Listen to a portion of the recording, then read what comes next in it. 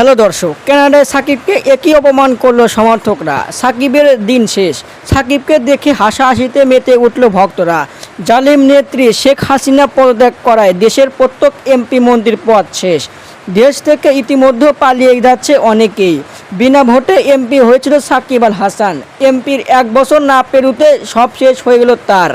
আদৌ কি সাকিব দেশে আসতে পারবেন? মনে হয়তো না, কারণ দেশে আসলেই গণধোলাই খেতে হবে তাকে এবং তার দামি বাড়ি সব হারাতে হবে। আন্দোলনকারীরা এতটাই ক্ষেপে আসে যে যেখানে আওয়ামী লীগ পাবে সেখানে পিটিয়ে হত্যা করবে তারা। দর্শক, সাকিব বর্তমান রয়েছে যুক্তরাষ্ট্রে। তার পরিবারের সাথে হয়তো বাকিটা জীবন সেখানে কাটাতে পারে।